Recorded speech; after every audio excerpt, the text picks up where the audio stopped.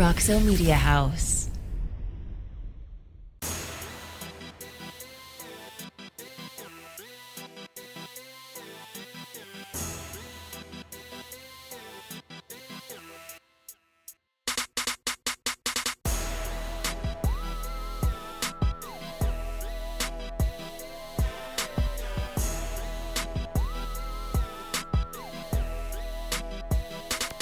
Welcome into another episode of Facing the Frogs. Jamie Plunkett here alongside Coach David Beaudin. Coach, it's the final week of the regular season. We've made it through an entire year of TCU football, and the Frogs are sitting there at 11-0, but they've got Iowa State coming up this week. Iowa State is at 4-7 right now. They're 1-7 in Big 12 play, but don't let that fool you. Based on the film we're going to take a look at today, they've got some dudes on both sides of the ball. They have the ability to stay in games. I believe, Coach, they have 7 games this season that they've lost by one possession. Yeah, it's been close. They were, really hurt especially on the offensive side, with graduation, a few transfers out, because they were much better on offense. But this defense has been, atop the Big 12 all season long. And, I think the stat or the note going around now in regards to Iowa State's victory over Iowa and the fact that Iowa is going to be in the Big Ten championship possibly here, sitting at the top of the Big Ten West, tells you what the depth and again the strength once again of the Big 12. Even though no one in the national media wants to admit that, Jamie, but that's not what this show is about. Yet again, we're going to get into Iowa State, and we're going to start off here with the stingy defense, as we always do. Jamie, we want to start kind of with the coaching staff and head coach Matt Campbell, who has been with Iowa State now as the head coach for this is his 7th season. Really, a few years ago, probably if you're looking at his professional trajectory, probably should have took one of those marquee jobs and sort of strike, that whole strike when the iron's hot thing, right? He was his name was up. It seemed like for every big time job across the country. Decided to stay at Iowa State. And again, the record, like you said, doesn't reflect, I think, really how strong this team really is. They were a dropped pass away from beating Texas and Austin. Like you said, they did beat Iowa this year. That's the first time Matt Campbell has beaten Iowa as the head coach of Iowa State, which was a pretty shocking stat to me when that happened earlier this year. But, Coach, as we look at the defensive side of the ball, this is a team that really kind of introduced this style of defense to the Big 12, this odd stack, this three-man front. So talk me through what we see. And just for folks at home, we're following the same trajectory that we always do. We're going to take a look at both sides of the ball. But because of the way this Texas Tech-Iowa State game played out, we're actually going to take a look at 2 possessions offensively for each team, just to give you guys a fuller understanding of what Iowa State does on both sides of the ball. So, Coach, take it away with the defense here. Yeah, so defense coordinator John Heacock, he's a guy that came with Matt Campbell from Toledo. He's been around for a long time, though. He was the head coach at Youngstown State a while back, and he's done a tremendous job. That's right. And the former president of Youngstown State, Gordon Gee. Jim Tressel. So Vest man. Yes, that's right. So him and his vest were the president. So I don't know how relevant that is to this conversation. We will. But look at this defense and really look at this entire team, Jamie, and it's kind of a microcosm of who, if you look at Matt Campbell, is being in the Midwest. He's a guy who played at Mount Union, was a defensive lineman for that Division III powerhouse in Ohio.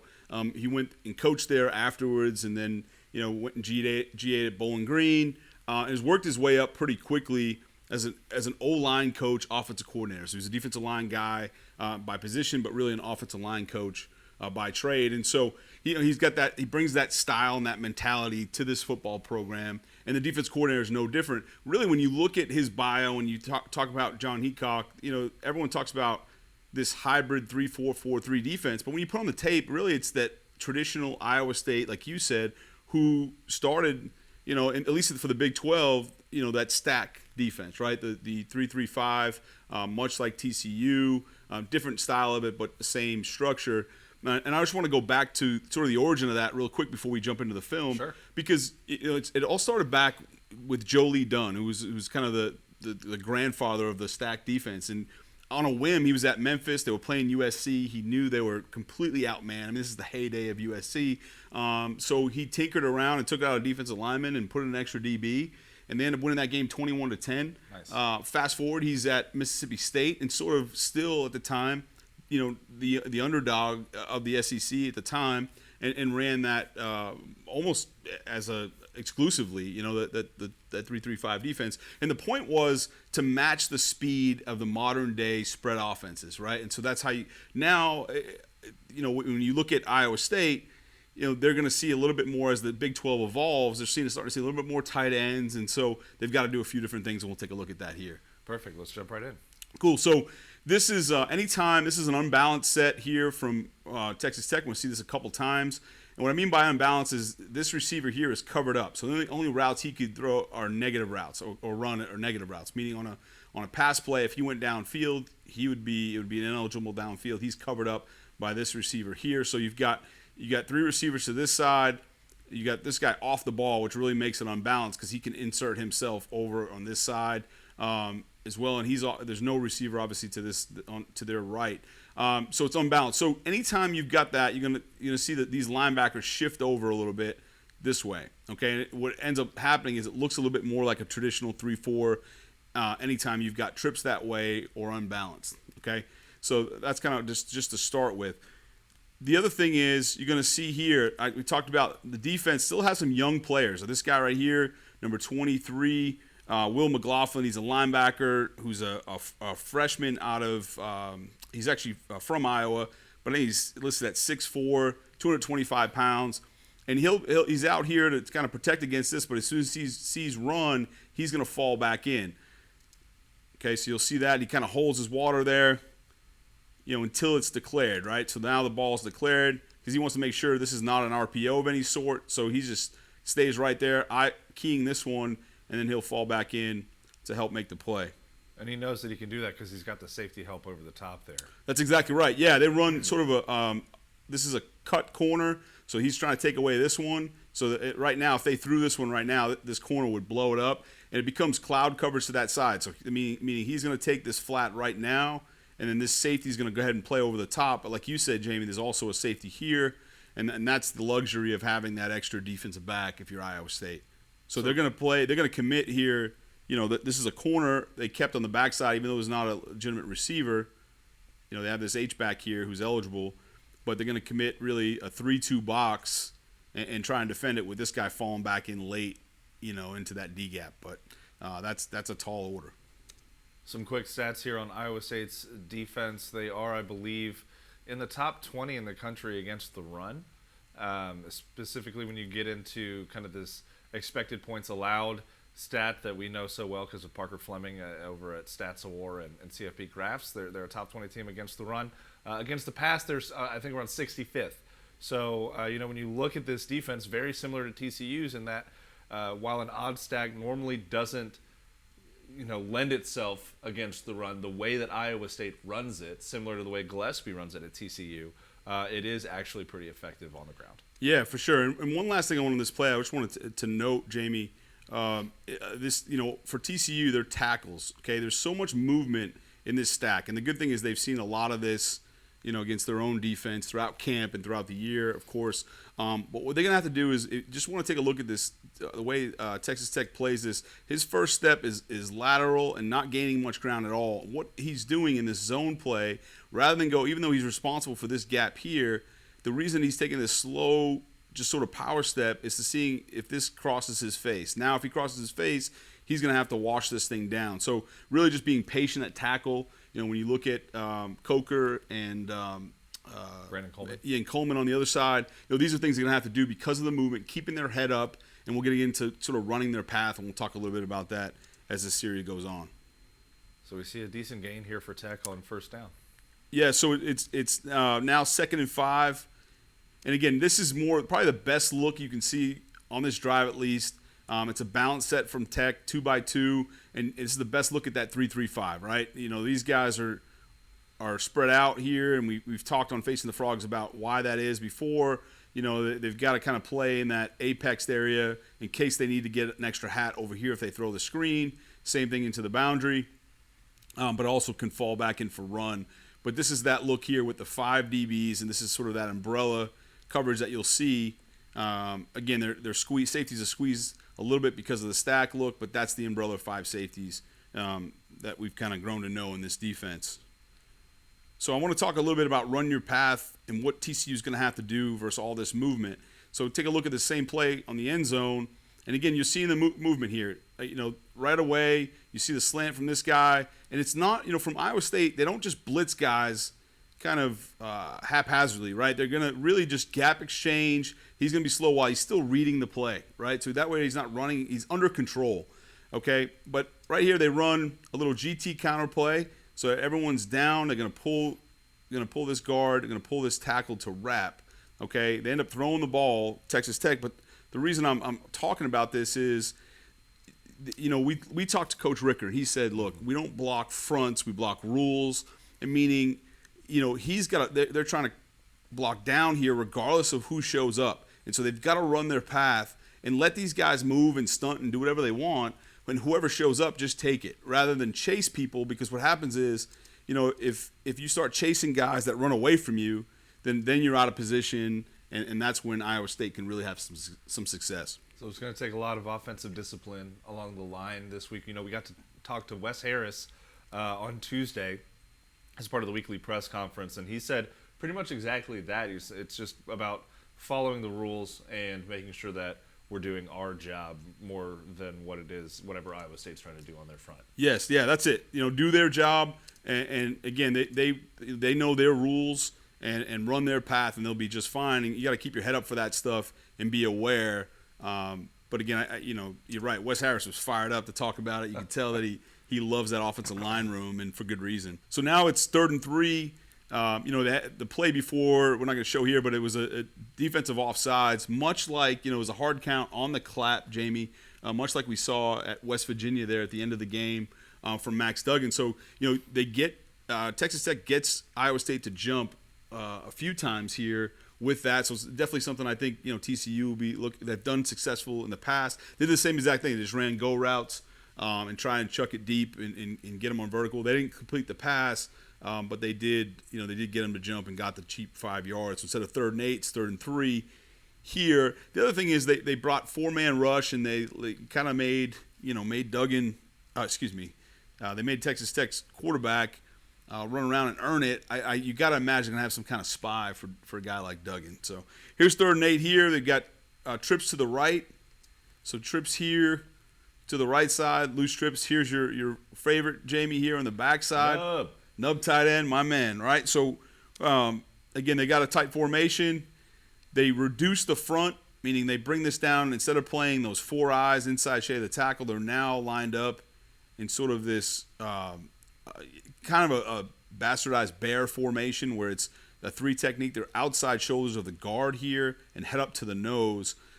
Really, when you talk about that bear defense, it's referring to the 46 defense, which has nothing to do with the front. It was a linebacker wearing number 46 for the Bears, and that's why they refer to it as that. But it was this front here. It was just a lot heavier and was meant to stop the run. Nowadays, people line up in this stuff really for a pass rush, and because they can do some different things and twist and bring some different kind of pressures. But anyhow, they line up in that. You've got a blitz engage down here.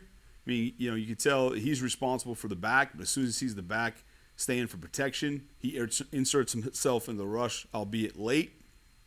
And then, this is just an opportunistic group, right? This has been Iowa State. This is not by accident, creating takeaways. This has been a group that's doing this all year. Finds the ball. They're physical. There's the freshman for the scoop and score. For the scoop, not the score. But again, this is a team that creates this stuff week in and week out, and a big reason why they've having the success they have on the defensive side of the ball. This is how they've been able to keep games close with an offense that hasn't been as efficient as we've seen. And we're going to talk about Iowa State's offense here in a little bit, but this is exactly why, Coach, like you said, they've been in games throughout the season. Now they haven't come out on top of as many of those games as they certainly would have liked to, but this is not a team that TCU can walk into the stadium on Saturday afternoon and think, oh, they're last in the conference. we're going to get to 12-0 pretty easily here. This is a defense that's going to come out, and especially now that they know they don't have a bowl to play for, this is kind of their bowl. Yep. This is their last opportunity to get reps in for the season. And so they're going to be, I think, just like Baylor was this past Saturday, kind of giving TCU all of the things in the playbook. They're going to be throwing the kitchen sink at them. Yeah, I completely agree with you. And it's a young, hungry group, Jamie, right? And we talked about the freshman here who scoops it, but, Bo Freiler, number 17 there, the DB, you see him chasing it down and making the plays, a sophomore out of Colorado Springs. Again, so when you couple the fact with, just like you said, having nothing to lose, throwing everything out there, but a young group that knows really they are the future of this football team, and they have something to prove in their final game as they start, coaches will start making evaluations of this roster here immediately after the season. So I expect a group that's going to come out flying around, not laying down for sure. Absolutely. All right, so we're going to take a look at Iowa State's offensive possession after this turnover in just a little bit. But for now, Coach, let's move on to the second defensive possession for Iowa State. Sure. So they come out. This is first a possession again. They come up in that same unbalanced set, only it's set to the other side. So now, these two, this guy's covered here. So they got trips to this side. Here's your H-back off the ball. And they come out really in a very similar defense. Why this is important to note, again, is the nice thing, they followed Texas Tech. Jamie, as we know, facing the Frogs, we see a lot of Texas Tech, right? And the way the schedule's set up is it's sort of TCU seems like they're playing the team right after Texas Tech does. And so the nice thing about them coming out in these different formations and the fact that Iowa State gives the same look, they now know, hey, look, if we want to line up in something similar, we can expect this defensive look, right? We talked about how they're going to have sort of this 3-2 box here. They're going to keep the corner on this side, right? So they don't go corners over. They're going to have this 4-over-3 look here with this guy with the ability for him to fall back in. He's kind of holds his ground. So, again, might be something they change up as a wrinkle, but they'll know they'll get a consistent look, which is always nice going into a new game. Yeah, and, Sonny Dykes talked about this, too, during his Tuesday presser about how TCU and Iowa State run similar defenses. And so he noted that there would be a little bit of familiarity for these offenses coming into Saturday. So there's probably an opportunity there for TCU on offense to run some things that maybe they haven't run yet this year because they kind of have an understanding of what Iowa State's going to do defensively. Yes, I agree. And I listened to Coach Dykes, talking about just being more comfortable, but really, if you start playing that game, you start thinking about it, it's really for both sides, right? Because now it's going to be comfortable for their offense as well, and a lot of familiarity against this front. I think it really, personally, for the offensive lines of both squads, normally this is something that you go throughout the year, you haven't seen much, and so you've got to adjust. You've got to know where they're coming from. This is a good example on this play here, Jamie.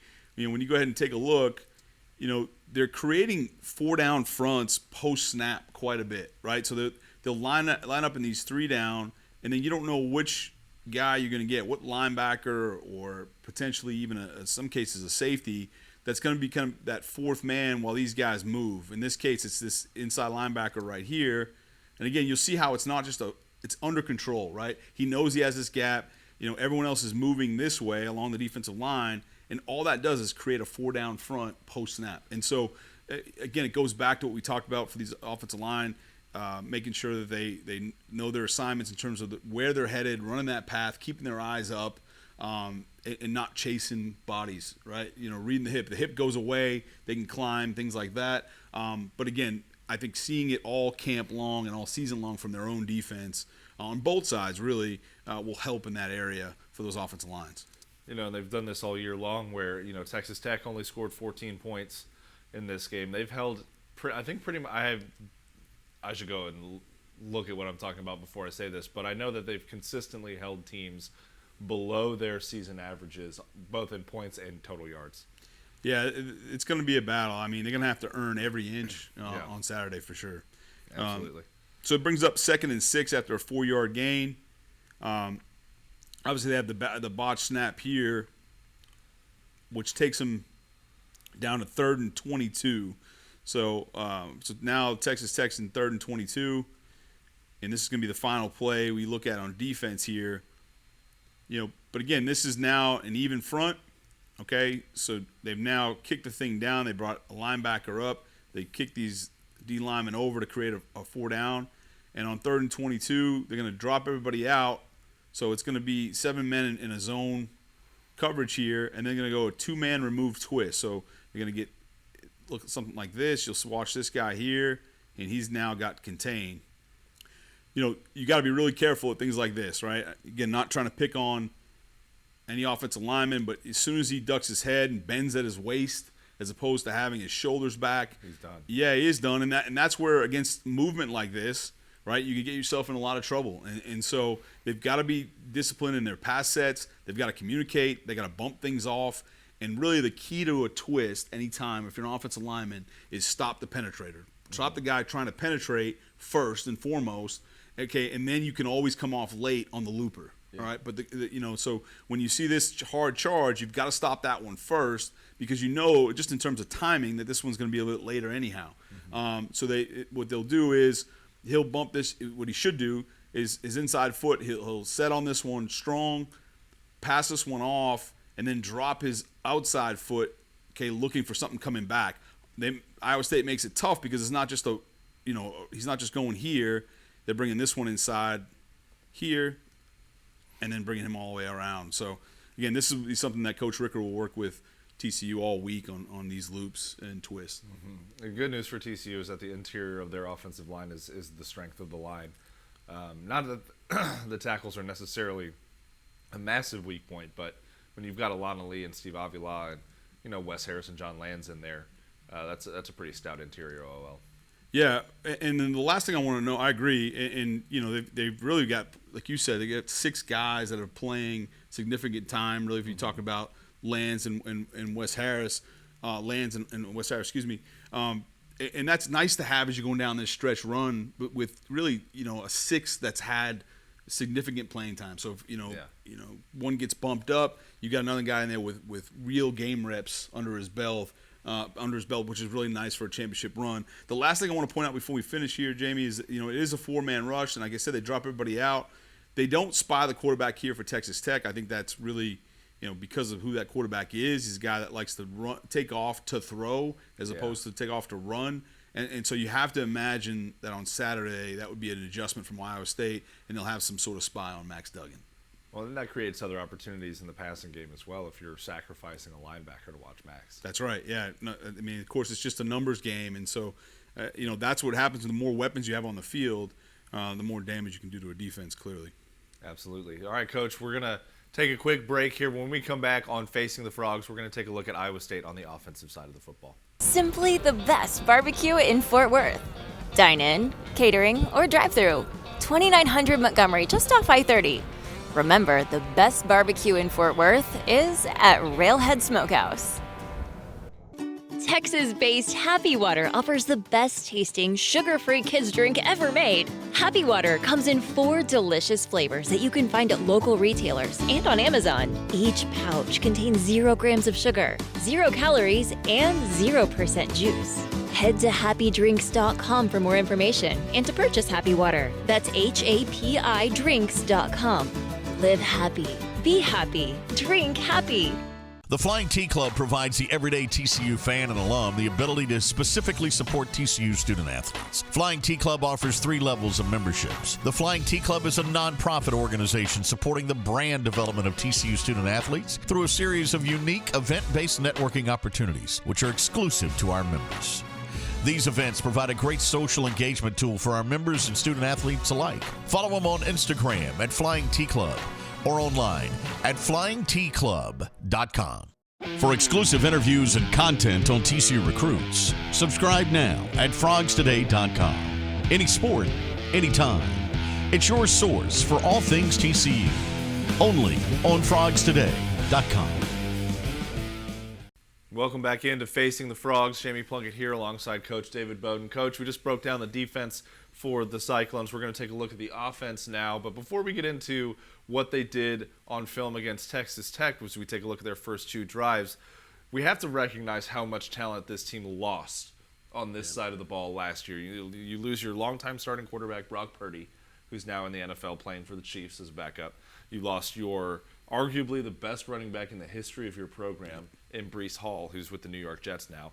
and you lost arguably your best tight end in the history of the program, and Charlie Kohler, who's with the Baltimore Ravens now. And so you have a lot of offensive firepower that you have lost and that you have to replace. So this is a team that is, we talked about their youth on the defensive side of the football. Right. They're young on the offensive side of the football as well. Yeah, they are. And they had a record year for Iowa State last year on offense. Mm-hmm. Tom Manning is the offensive coordinator. He was a teammate of Matt Campbell at Mount Union back then. So you can see it. He was the O-line coach then at Mount Union afterwards. And he's been an O-line guy. And he's been a tight end coach. And that shows up a lot in this offense. And you saw Breece Hall run wild last year, and they're trying to do some of the similar stuff. But like you said, they just don't have the same horses on offense, and it's really obvious. Again, just some young guys that are tough, but it's the same brand and the same style.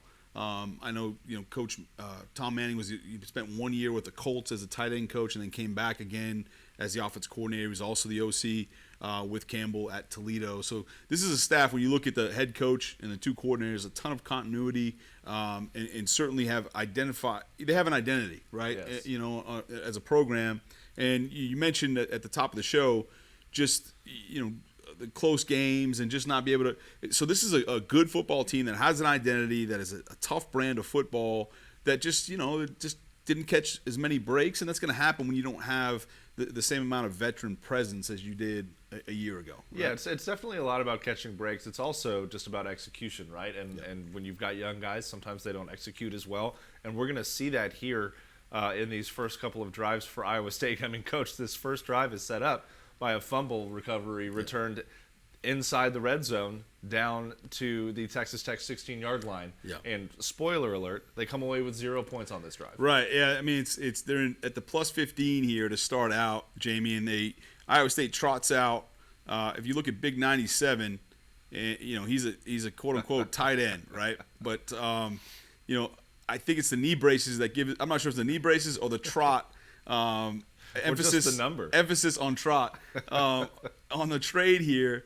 But he's actually normally wears number 67. That's an extra offensive lineman. Grant Triber, who's switched jerseys to 97, so he could be eligible just in case he wants to go vertical. But they put him in here, and this is it's nice to start off here, Jamie, because I think this will give you a sense right away of who Iowa State is, or at least wants to be on offense, right? Yeah. They bring in the extra lineman, they trade him. Okay, depending on how you look at this personnel, let's consider these guys tight ends as well, for argument's sake. So it's going to be a 13 personnel. Okay. When we talk about that, that's always we start with the running backs and then go to the tight end. So there's one running back, 3 tight ends here. So you got 13 personnel, and if you just do the math, you're only going to have 5 skill guys other than the quarterback.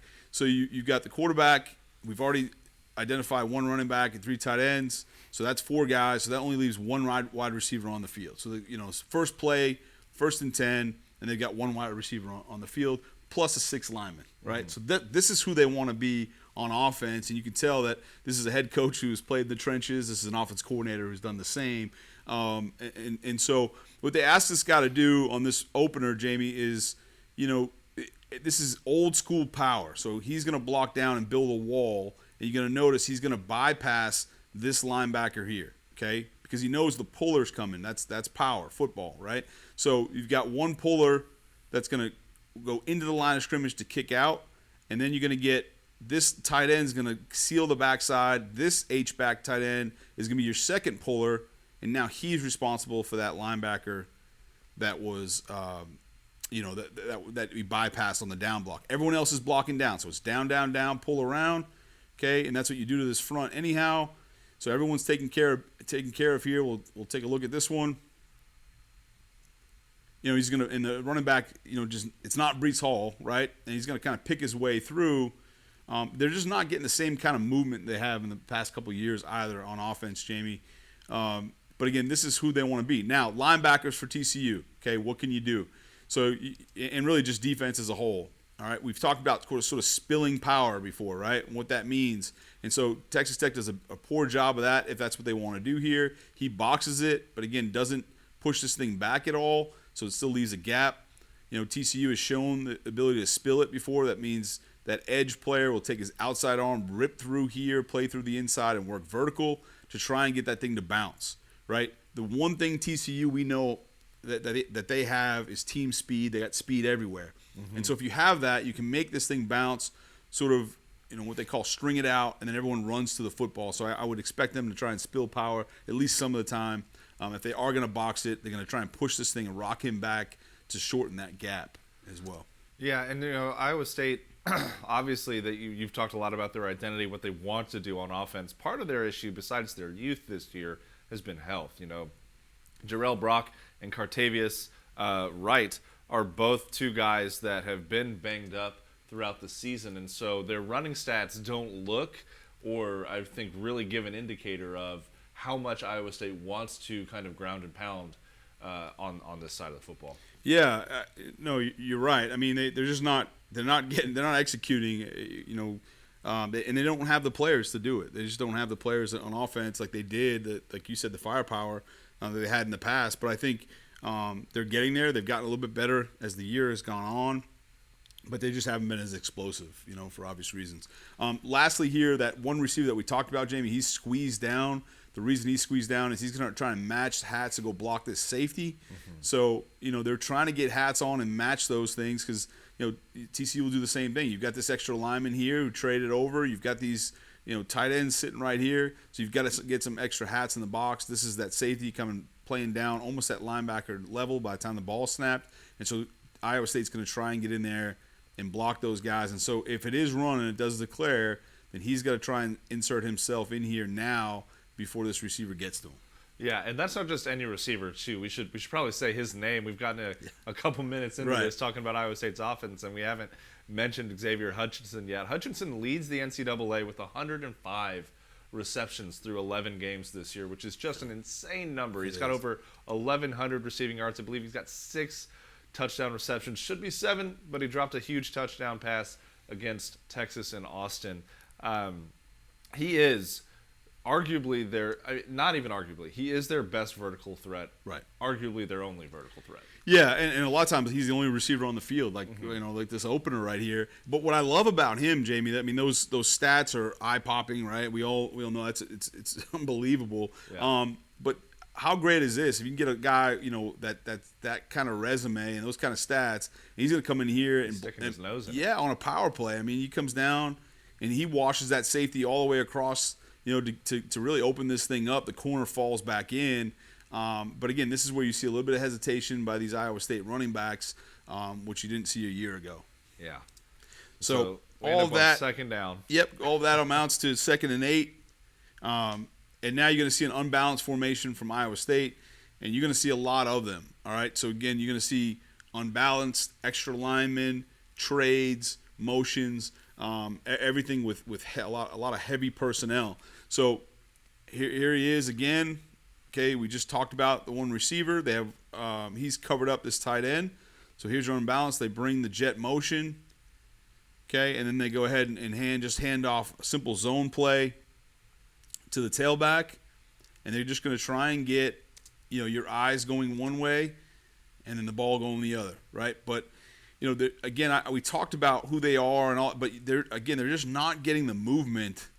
Now, granted, Texas Tech's front is really good, right, and really talented, but you don't see the same kind of push that you have from Iowa State like you have the past few years. Yeah, and this is a good Texas Tech defensive front, so give them some credit here. But also, like you mentioned, Cartavius Norton. I said Cartavius Wright earlier. Cartavius Norton does hesitate a little bit too much. Now, you want a running back that doesn't just run straight to a hole when it's not there. You want a guy who's got good vision, but I think he's almost taking too much time in the backfield. Yeah, I think you're right. I think, and a lot of that comes with confidence and reps. I mean, you sitting behind Breece Hall last year, didn't get as much, the reps there. And once you do, I think, it might be a year from now, you can see him really kind of break out of his shell just because of confidence of knowing where you're going and what you're doing. We heard from Terrell Cooper this week on, Dom Williams. He talked about kind of his development. I think you even asked him, you're the one who asked him about it. But, he just said, look, he's got to help. He's got to work on his pass rush a little bit, but just really proud of his development and how far he's grown as a freshman, young guy. But this is something that, he's going to take a look on film this week. Don't allow them to double team you, because that's what they're going to try and double team this 3-down front from TCU all week by doing this, attacking the man, right? So the nose guard for Tech does a great job. You watch him extend, get on the V of the neck by the hands, stay square. I mean, this is textbook. He gets this guy turned, and so now he's not able to double team him. Okay, the linebacker's able to step up, and now that contributes to this whole stalemate across the line of scrimmage. Had he just stayed square and just kind of ate up this double team, the problem is now he's going to get vertical push, two obviously stronger than one. Then he ends up in the lap of this linebacker, and now what all that means is you've established a new line of scrimmage back here, giving this running back some room. So a big challenge for Dom Williams. He's got to take on the man that he's covered when they're trying to get double teamed and get in that V of the neck to do the same exact thing. So I'm sure he'll be watching this film. Okay, so it's a pick up 1 yard, now 3rd and 7 for Iowa State, and they're going to run a basic mesh concept here. And again, they do these things in the run game, Jamie, but in the pass game, not too sophisticated, right, in the pass. And really similar to Baylor in that sense, all right? Very different, but similar where they'll do a lot of complex run schemes and different eye candy, all this eye candy. But when it came to the pass game, it was pretty simple and vanilla. And you're going to kind of similar from Iowa State. And so what they'll do here is they're going to run an alert corner route. What that means is the alert part is if he got man-free coverage or something, then the ball would go out here to that man coverage. It's not. It's, as you can see, it's too high, and it's a soft zone coverage, okay, much like TCU did to Texas in that key 3rd and 10 that we talked about on Dissecting the Frogs a week ago. They ran zone coverage down here in the red zone. Okay, so now when you look pre-snap, what's going to alert you to mesh? You want to take a look at these two guys here and where they're aligned. If you recall, way back on Facing the Frogs when we first started earlier in the season, we talked about defenses getting their assignment alignment based on splits, spacing, and distribution, right? So not necessarily just the formation. That helps especially your secondary. They don't have to memorize, okay, hey, if I've got trips, nub, back strong, and remember all these things. They just have to go to splits, distribution, and spacing, okay? So there's someone responsible here for finding out where this guy is and where this guy is. Now you absolutely have a mesh alert, okay? Tech, as we said, is in zone.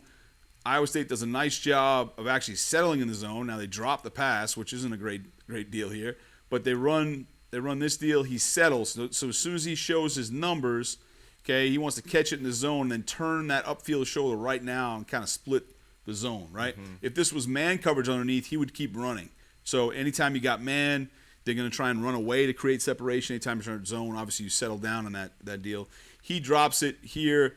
But again, even if he didn't, this is where Iowa State, I think, has the most trouble, is that they just don't have those game breakers other than that one receiver, right? Yeah. Beyond that, they just, most teams that can get away with, running this shallow cross, dump it down on mesh, and then maybe have a chance of breaking it for the first down.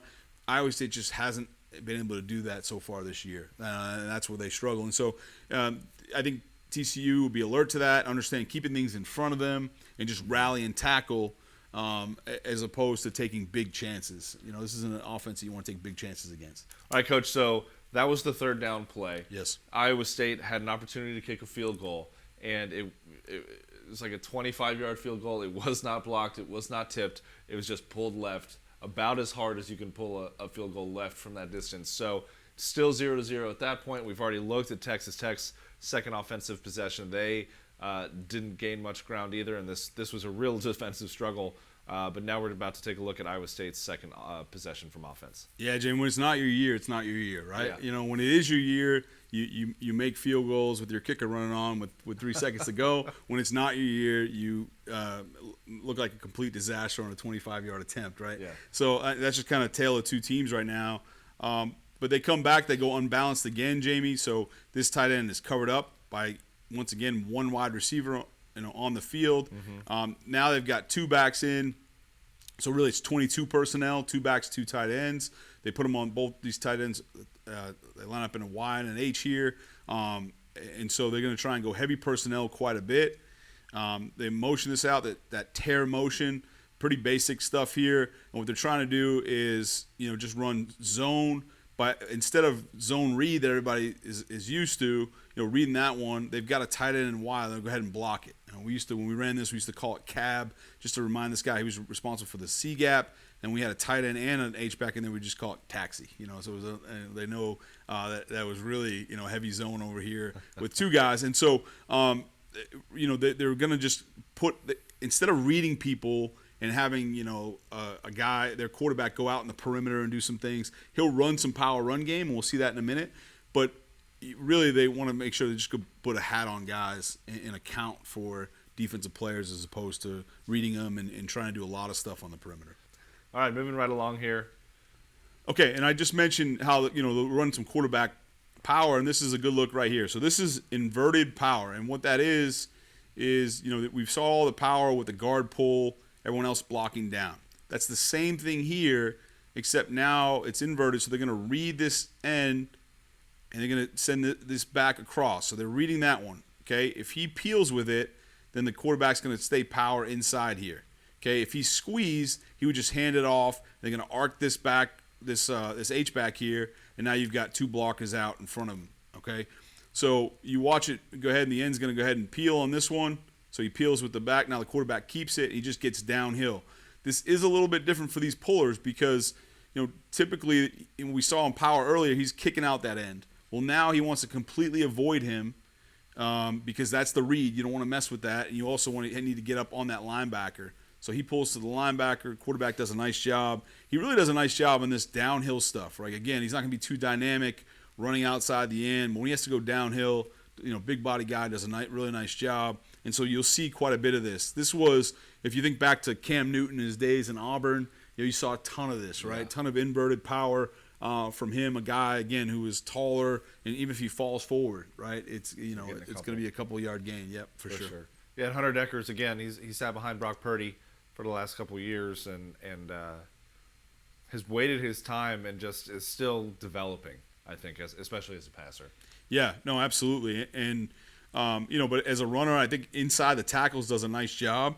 And I think, for TCU, they're going to have to just play assignment football. So if he peels, now we know, even though he's got a pull call here, this linebacker's going to communicate. So let's just say this is Jamoy Hodge. Let's just say this is Johnny Hodges.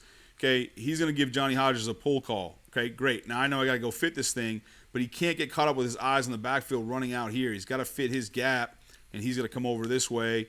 If they are going to play that thing and fit it right. So if he fits it on his inside shoulder, that'll pass it off to his buddy. The problem here is these guys for Tech get caught peeking in the backfield, and all of a sudden he's overrunning this thing, and the quarterback's coming down here. So, again, I expect TCU to be pretty disciplined with this stuff. And the one thing, Jamie, for that 3-3-5 that the Frogs run is they're not typical for that defense, whereas normally there's so much movement that you can get caught up in that stuff, worrying about blitzing and pressures and movement, where you lose sight of the actual offensive scheme. TCU kind of is a little bit more stagnant, and I mean that as a compliment, and they're a little bit more read and react than a typical stacked defense. And we've seen that from them in the adjustments that they make from first to second half, and we've seen that for the last couple months now. Here on Facing the Frogs, Jamie, we're always just trying to say, okay, what's the identity? I think we've established that a little bit here for the Cyclones. But, the other thing they're trying to do is they're trying to do everything the same but different, right? They're trying to run basic schemes up front for this offensive line, not overcomplicate their lives, right? And just get them to go out and execute. And then you try and make it the presentation a little bit different for the defense. And so, we just ran that QB inverted power. This is just, one back power here. Same thing. So for these guys up front, they're still blocking down. He's still going to block out here. They're still going to pull the guard. Now, granted, the only difference is instead of kicking out, he's just going to wrap up inside. It's very similar to the previous play for the offensive line and for the tight ends. So, for them, this is just like having, even though they're off the ball, it's like having 12 personnel in here, with two tight ends.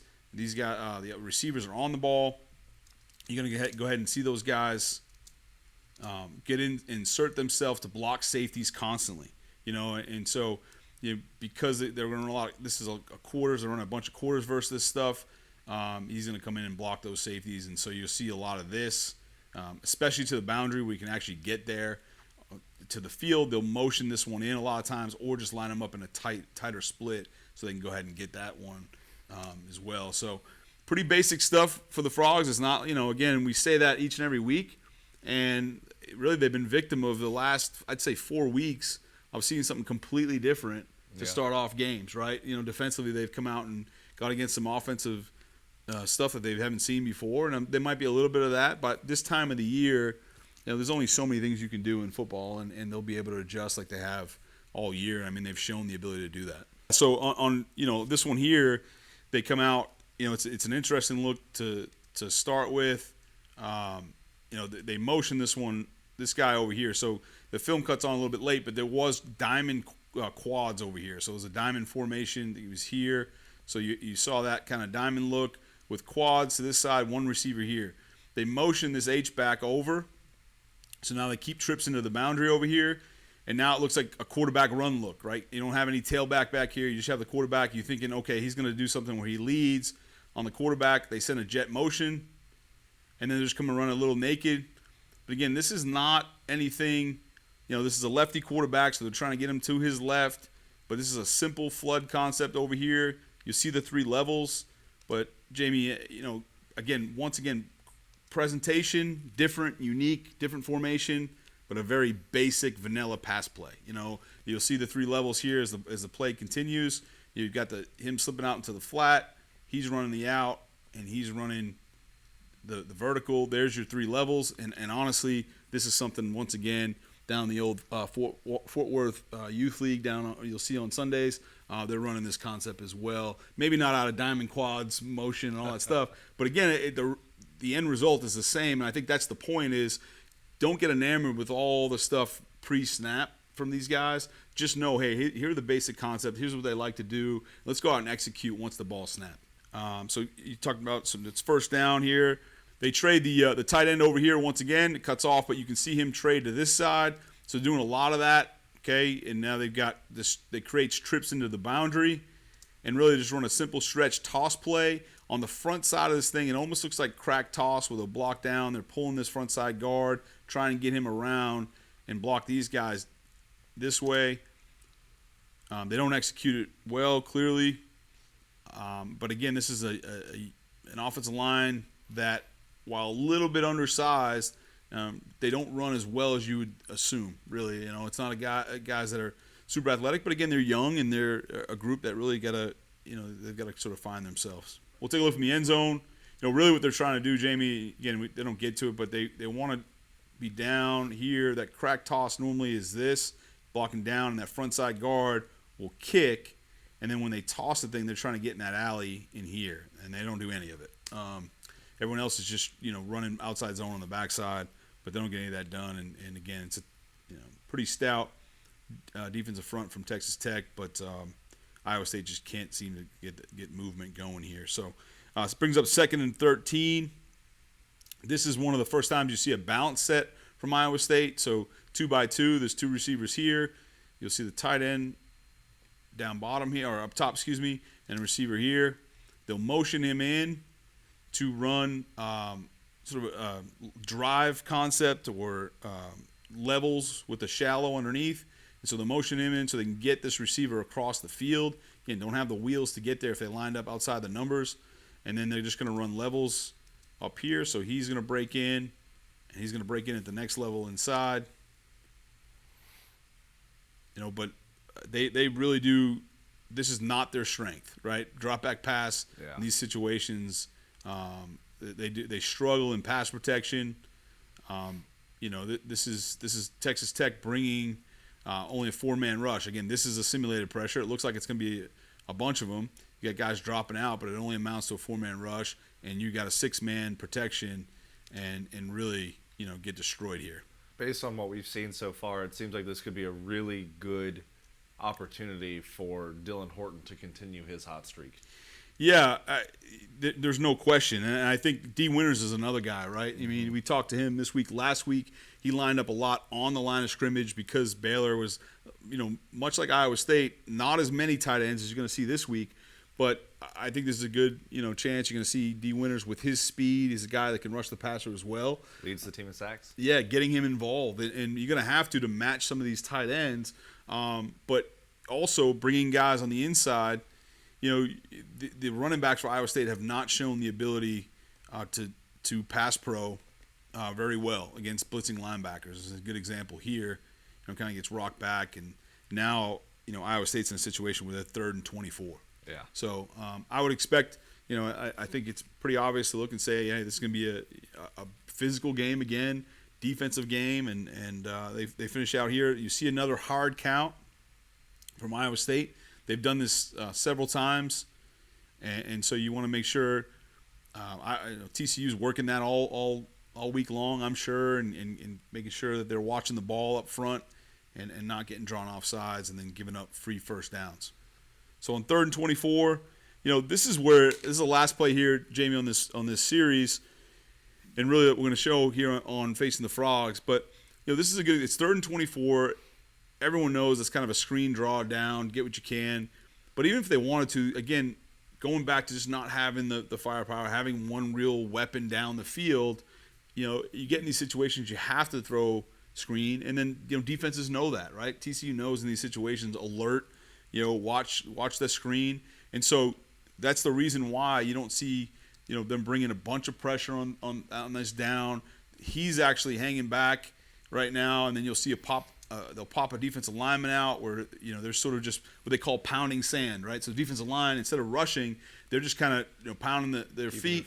Yep, keeping the feet looking, and then watching for screen, and they're all over it. And one of the big reasons is because they don't have much in the arsenal. Not many people do on 3rd and 24, but they know they can't really. They struggle getting the ball down the field in these situations. All right, Coach. Well, I've had a blast. I'll be honest with you, breaking down film with you every week here on Facing the Frogs. Fortunately, we're going to have at least one more week of breaking down film after the Iowa State game. Folks, it's 3 o'clock in the afternoon out at Amon G. Carter. If you're in Fort Worth, I know it's Thanksgiving week, but make sure that you get out to the stadium. It's senior day. We're going to be celebrating a lot of these guys who have really kind of sloughed through it the last few years to get to where they are now at 11-0, chance to go 12-0 and have an undefeated regular season for the first time since the Rose Bowl years. So if you're in town, you can find tickets pretty easily. Make sure that you get out there and support these guys and tell them that you love them for what they've done this year. But, Coach, it's been my pleasure to host this alongside you. Excited to talk about the Big 12 championship game next week.